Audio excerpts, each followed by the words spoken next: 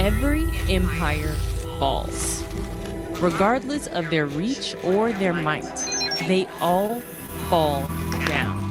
The British Empire's fleets were not enough. Persian civilization was not enough. Rome's riches were not enough. If every empire declines, is the American empire crumbling before our eyes? We are well underway on the ride For the first time in U.S. history, a convicted felon will sit in the Oval Office. We work for the American people. How does an empire die? Tribes, armies, and organizations appear and devour the heritage of the former superpower, often from within. And what we not gonna do is stand around while they pull this bullshit that they trying to pull right now. America is not the greatest country in the world anymore. The House of Cards, known as the American Empire, is collapsing under the weight of its own contradictions, which can easily be seen by examining 3 key areas of previous empires. When its people no longer believe in it, then does an empire begin to die. Let's dive into the fall of Rome, the blueprint for greatness that America seems to be following, right down to its tragic unraveling. Rome, at the height of its grandeur and its glory, a civilization so powerful it could never be conquered from without. Yet it found the seeds of its destruction within itself. The Roman Empire was an unparalleled superpower of the ancient world. Its contributions, architecture, art, law, and philosophy are still seen, studied, and appreciated even today. Conquering vast territories and ruling over millions of people, it literally shaped the world in its image. That is the Roman way. Possibly the biggest and most epic contribution from Rome was its fall. But it didn't fall in a day. It fell slowly. It was death by 1,000 cuts. Today, we'll compare Rome's deepest piercing wounds to America's Internal decay. The ruling class owned bountiful homes, hundreds of slaves, and hosted lavish banquets for one another, reclining on silken couches, eating roasted peacock and honey-soaked dormice. Contrast that with the squalor of overcrowded and overpriced tenements, where the poor battled against broken-down buildings. They were also susceptible to being on fire, collapse, and aided in the spread of disease. Look, the Romans built this stuff. It must have been good for them to live there. No. For most of the people, they had an oppressive government that was stealing lots of stuff. The wealthy avoided taxes through bribery and influence, while the commoners, their tax burden was increased repeatedly. And if, for some reason, they could not pay, the very real possibility of slavery loomed over all of their heads. Justice was for sale in the final days of the empire, as bribery swayed decisions in every corner. Things got worse for the individuals as their big, intrusive government was stepping on them more and more. So what you started seeing was people actually leaving the Roman Empire voluntarily to go among the barbarians because life would be better. Deep resentment festered in the empire, erupting into protests, uprisings, and violent riots. Now, what can this tell us about Rome's great-grandson, America? What's good? What it do? It's your boy Purple Lips back with another controversial topic. Y'all see what it is. All praises to the Most High, and welcome to my channel. Now, I believe that we can govern ourselves better than the government. That's hence self-govern. You know what I mean? We are corrupted in many ways and programmed in plenty ways. This is ridiculous. So on this video, they are exposing some type of ways, not exposing, but highlighting, you know, bringing awareness to how America is reaping from what it sowed since the Roman Empire. Now we don't know this, or some know this, but we still practice Roman pagan practices to this day. Santa Claus, Easter, we still practice a lot of Roman practices till this day, and we don't even know it. And we don't know some of us don't even know the history of the Roman Empire and how it still how that plays into a part till today. And you know, here goes a video. What's the game? I'm not sure what the podcast. I'll leave a description down below what the name of this podcast is. This YouTube channel. Sorry, I'm stumbling over my words. I just didn't know what it was called. But anyway, let's get into it. American dream. The American dream. American dream. American dream. Owning a home. Because in a well-built house with adequate leisure, they can live and work as better Americans. The American dream once promised that hard work would lead to success and a comfortable life. Today, this ideal seems out of reach for many Americans. Living in America is freaking ridiculous right now. I can't afford any of these apartments. $1,800 for a one-bedroom apartment. $1,400 for 485 square feet. I guess I'll just live in my truck.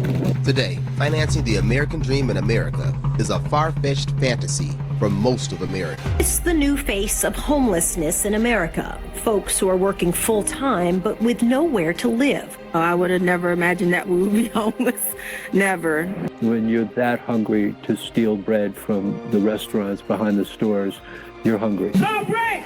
No bread! No bread! The gap between the rich and the rest of us is getting bigger as they have stagnated wages and their companies have exploded the cost of living. Right now in the United States, we are facing a hunger crisis. This pack of meat, $16.47. How are we supposed to feed our families like this, you guys? Like, what are y'all doing? Compare the U.S. to almost any other advanced country, everything costs more. Doctors cost more, drugs cost more, devices cost more. America is devolving into a country that is for the corporations and by the corporations. It's like a big company, like a big corporation, American Incorporated. Big pharma spreading addiction, con artist insurance companies, corporate landlords price-fixing entire cities. Even grocery stores are playing God, turning essentials into luxury items, blaming the supply chain and watching their profits soar. Meanwhile, Tyson Foods, a major producer of chicken, beef, and hot dogs, increased its profits by 140% last quarter. Elon Musk has been given access to the U.S. Treasury Department's vast payment system. The move essentially puts the government's multi-trillion-dollar checkbook in the hands of the world's richest man. Blatant corruption, unchecked government, and unchecked corporations cause anger and frustration, which adds to the financial erosion of America. It's a big club, and you ain't in it. Not only is the nation crumbling financially, but the social fabric is unraveling also. Americans are so furious about healthcare that they are straight up murdering CEOs in broad daylight. Government-backed white supremacy, failure to protect the most vulnerable. Atlanta, 2 students and 2 teachers were killed. And reckless leadership driving the nation into chaos. All fuel an internal collapse of confidence and a complete breakdown of society. It's called the American dream because you have to be asleep to believe it. Straight up, you got to be asleep to believe this stuff, man. We are programmed. Look, man, I can't believe that we're going through these days. Even back in the day, back in the day in the Roman Empire, they had even tried to flee away because it became too much to handle as far as the living expenses. It was too much for them to handle. There was too much in debt. The same thing is happening today. People are trying to flee away from America because the living situation is not feasible. Not only that, if Americans actually went outside the country and realized how much people are living off their land and how much things really cost and how they are living and what we are paying for how much we are living, they will look back at this country and look sideways. So it's very important that I think that is very important. I thought this was a very controversial topic, you know what I mean? Because, man, we don't even know what the benefits of living is because we are so programmed and living in destruction right now. American empire has thrived because of 2 complementary forces, hard power and soft power. You can think of soft power as feminine, the ability to attract and entice, and hard power is masculine, the ability to enforce. Both persuade subordinates to do what you want them to do. Which brings us to our second symptom of imperial downfall, the loss of soft power. To understand soft power and its role in the downfall of empires, Let's compare the USA to the very first superpower that ever existed, the Persian Empire.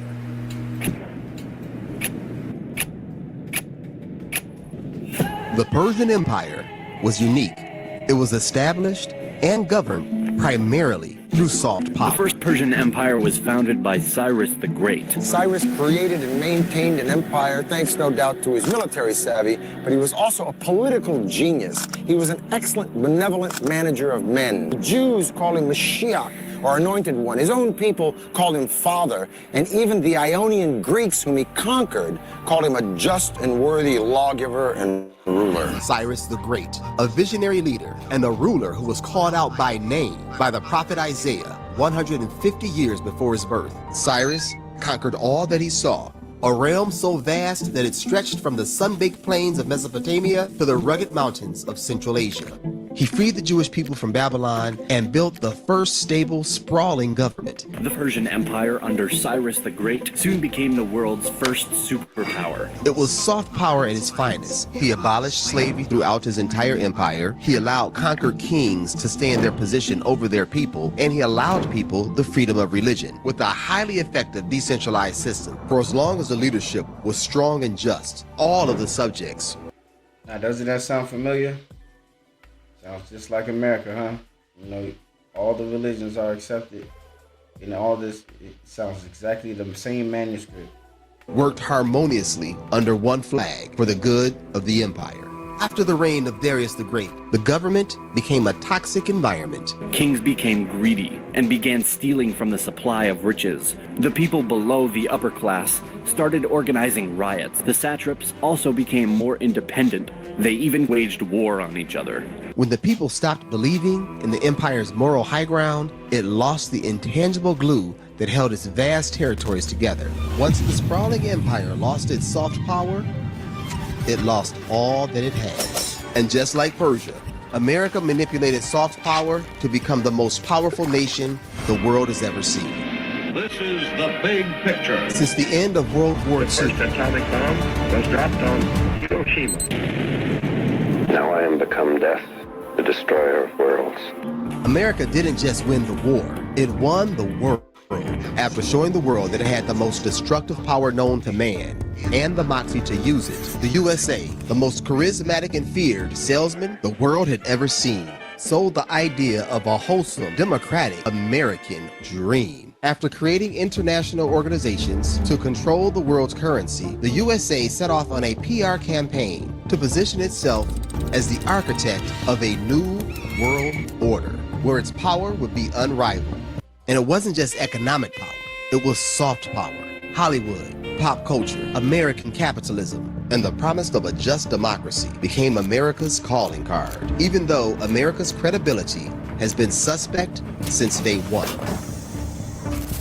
To maintain the charade and influence the planet the way America wants to influence the planet, we have led by our example as a shining city on a hill. Relax. Okay, breathe. You're doing fine. You're talking fine. the world needs to believe in American moral authority and in the dream that it sells.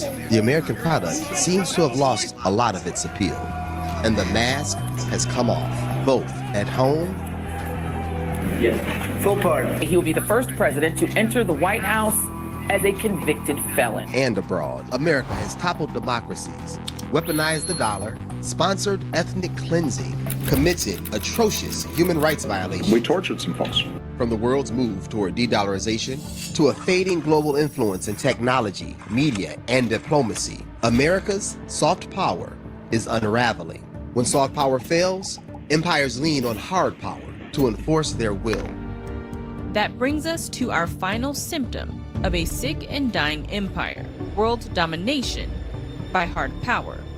And a great example of hard power unseating a world leader is the British colonial empire. The British Empire looked and acted exactly how you think a colonial empire would, with tyranny, conquest, and resource extraction at its core.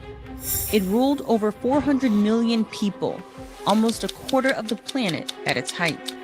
They relied on their military to establish and maintain power.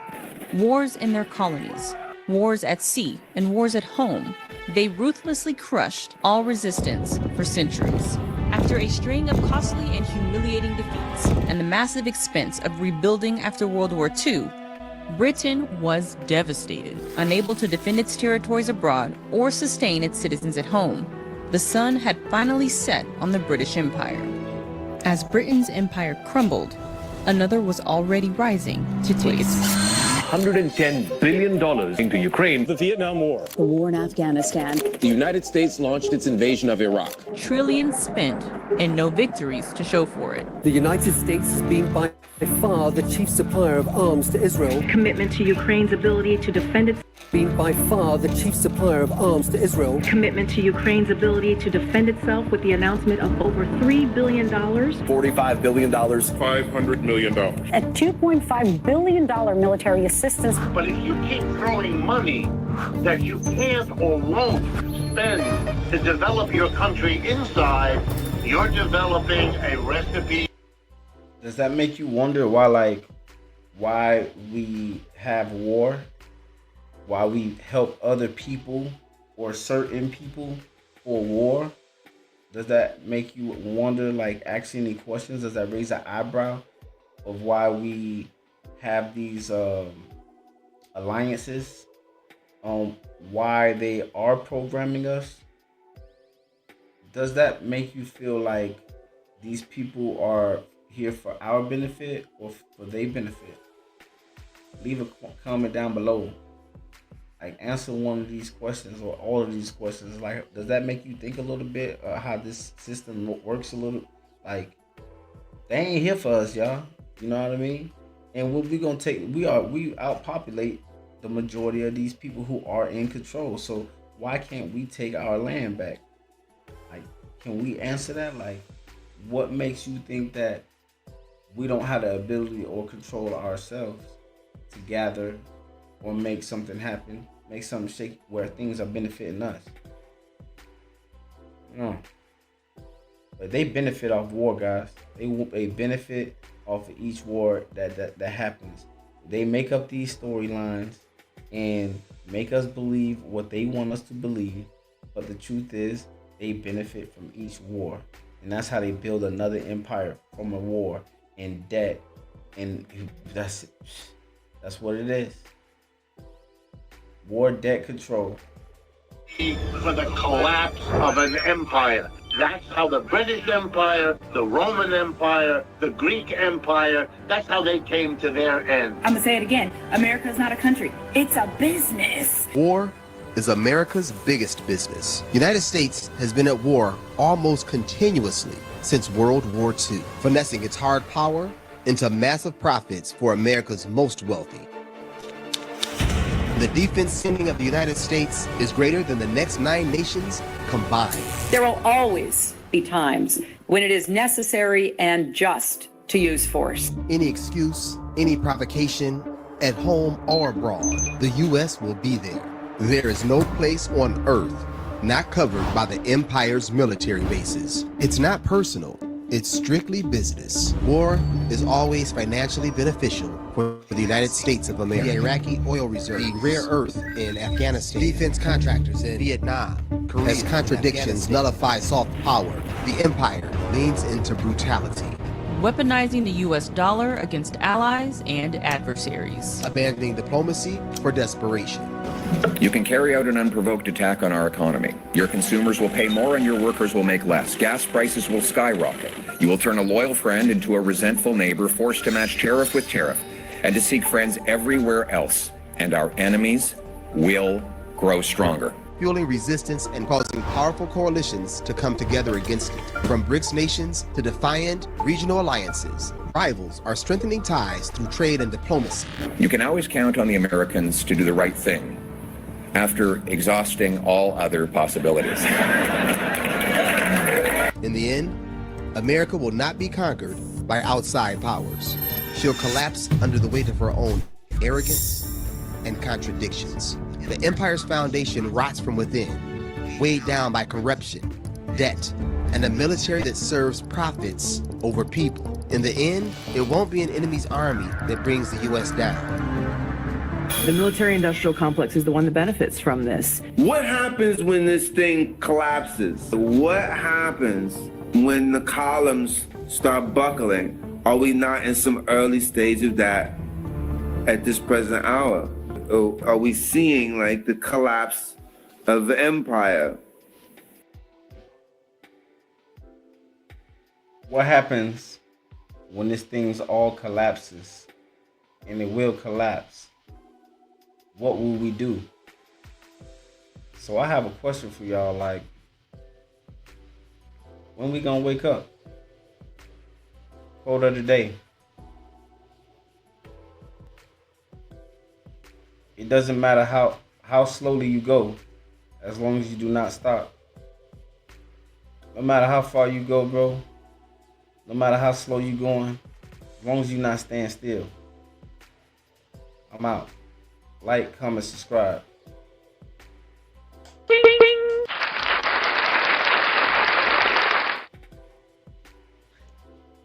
I messed up, y'all. I'm out though.